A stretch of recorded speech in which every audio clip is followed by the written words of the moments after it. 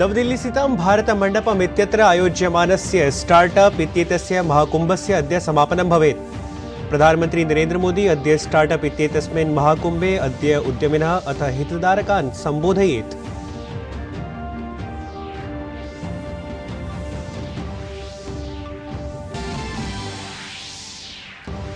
लोकसभा निर्वाचनस्य प्रथमचरणस्य निर्वाचनार्थम् अधिसूचनया सह अद्य नामाङ्कनानि पूरयिष्यन्ते। अप्रैल मासस्य 19 दिनाङ्के प्रथमचरणे 21 राज्यानां 2,100 आसनेभ्यः भविष्यति मतदानम्।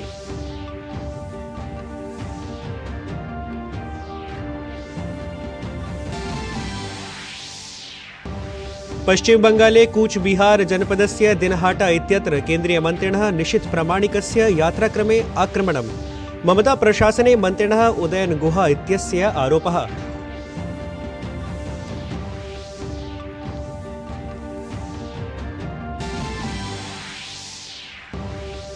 बेंगलुरु ग्रामीणे जेडीएस दलेन चलचित्रमाध्यमेन कांग्रेस दलं मतदातृणः आक्रष्टुमारोपितम्। निर्वाचनायोगात् कांग्रेस दलस्य प्रत्याशिनः डीके सुरेशस्य निर्वाचने न अवतरितुं याचना।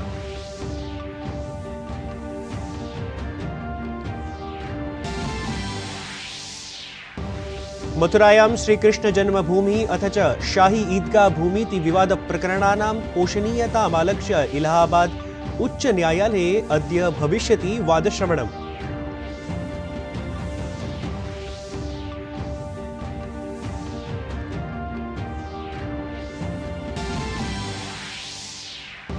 प्रत्यक्ष कर संग्रहे प्रायः 20% वृद्धिः। मार्च मासस्य 17 दिनाङ्कं यावत् प्रायः 18,90,000 कोटिमितराशेः संग्रहणम्। वर्तमान वित्तवर्षे 19,45 लक्ष कोटि रूप्यकाणां लक्ष्यस्य अनुमानम्।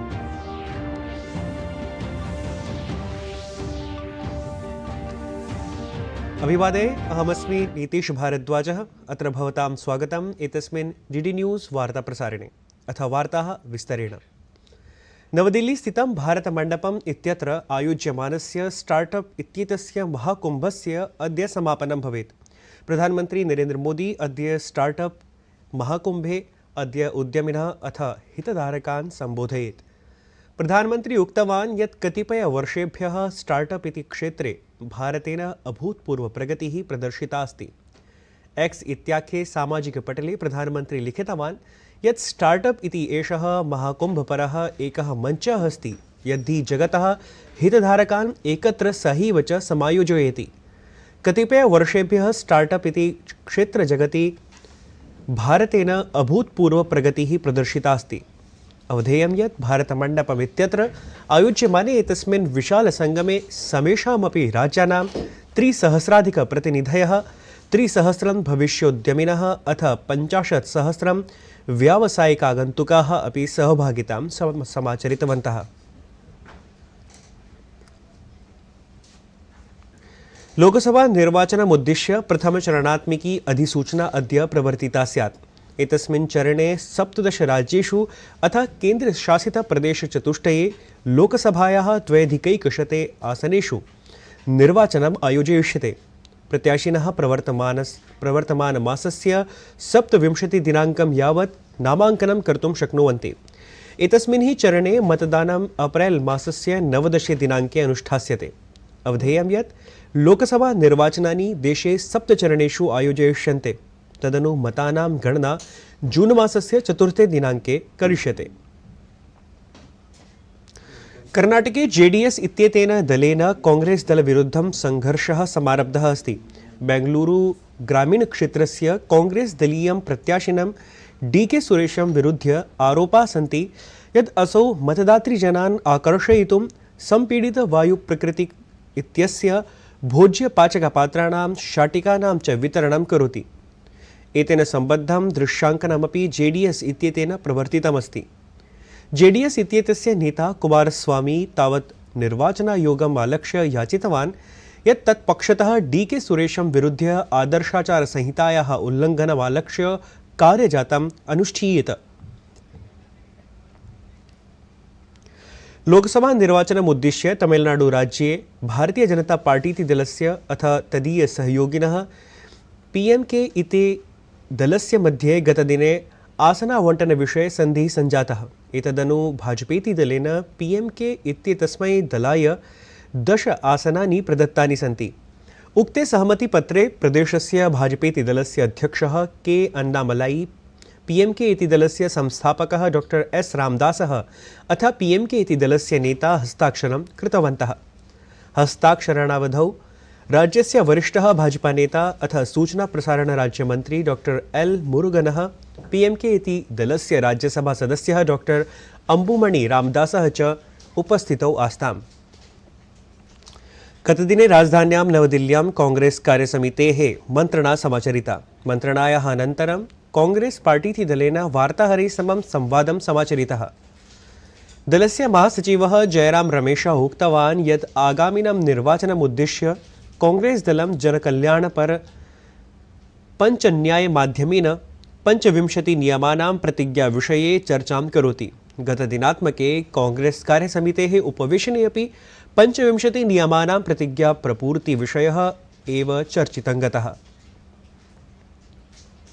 हमारे कांग्रेस अध्यक्ष और राहुल जी ने पिछले 63 दिनों में 5 न्याय को लेकर 25 गारंटियों की घोषणा की है और आज इन गारंटियों के ऊपर और इससे आगे भी और अलग विषयों में हमारी आर्थिक नीति के लिए क्या न्याय का एजेंडा होना चाहिए, हमारे विदेश नीति के लिए क्या न्याय का एजेंडा होना चाहिए, हमारे संविधान के संरक्षण के लिए न्याय का एजेंडा क्या होना चाहिए, पर्यावरण को लेकर क्या न्याय एजेंडा होना चाहिए, इस पर बातचीत हुई।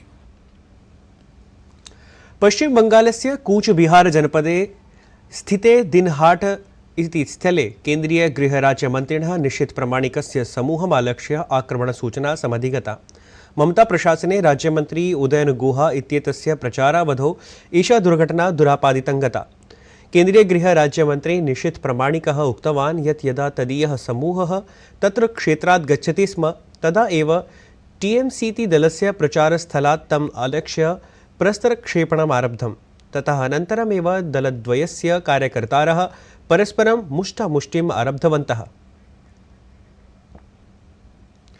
मथुरास्थ श्रीकृष्ण जन्मभूमि विवाद प्रकरणे ह्यः उच्चतम न्यायालयेन मस्जिद इत्येतेन सम्बद्धायाः समितेः याचिका निरस्ता। वस्तुतः समित्या इलाहाबाद उच्च न्यायालयस्य तम् आदेशं विरुध्य याचिका प्रस्तुता आसीत्, यत्र उच्च न्यायालयेन 15 प्रकरणानि संयोज्य सहैव वादश्रवणं विधातुं विनिर्णयः कृतः आसीत्। उच्च न्यायालयस्य वक्तव्यमासीत् यत् सर्वाणि अपि प्रकरणानि वस्तुतः सदृशानि सन्ति, अतः समानानि एव साक्ष्याणि आश्रित्य विनिर्णयः कर्तव्यः, यतः अनेन न्यायालयस्य समयः शिष्टः स्यात्, अथ च युगपदेव विनिर्णयः सम्भवेदिति।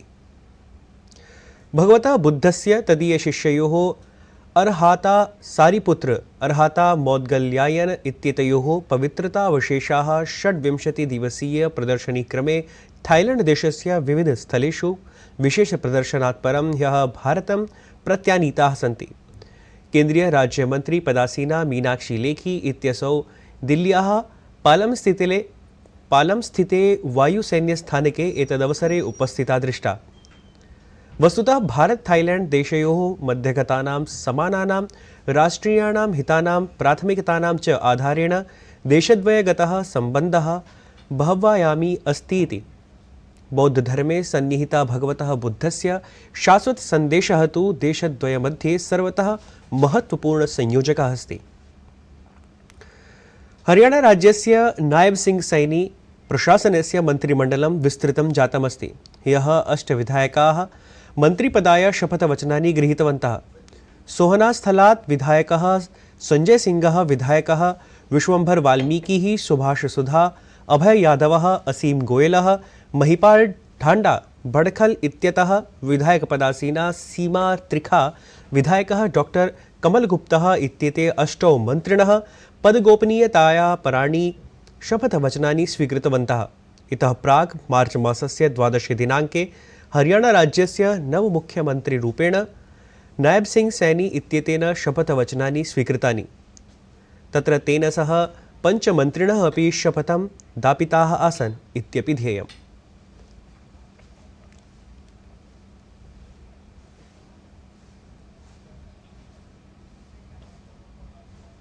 प्रवर्तमाने वित्तवर्षे दिनद्वयपूर्वं यावत् शुद्ध प्रत्यक्ष करसंग्रहः प्रतिशतं प्रायः 20% यावत् संवृद्धः अस्ति। शुद्ध प्रत्यक्ष करसंग्रहः तावत् प्रायः 19 लक्षकोटिरूप्यकतः अपि अधिकः जातः अस्ति। आयकर विभागस्य निकायेन केन्द्रीय प्रत्यक्ष करमण्डलेन वक्तव्यम् एकं प्रकाशितम् अस्ति यत् प्रवर्तमाने वित्तवर्षे दिनद्वयपूर्वं यावत् शुद्ध प्रत्यक्ष करसंग्रहः प्रतिशतं प्रायः 20% यावत् संवृद्धमस्ति इति। एतत् वार्ता संस्करणम् अधुना सम्पद्यते। अभिनववार्ताभिः सह पुनः उपस्थास्यामः। तावत् मङ्गलं भूयात्।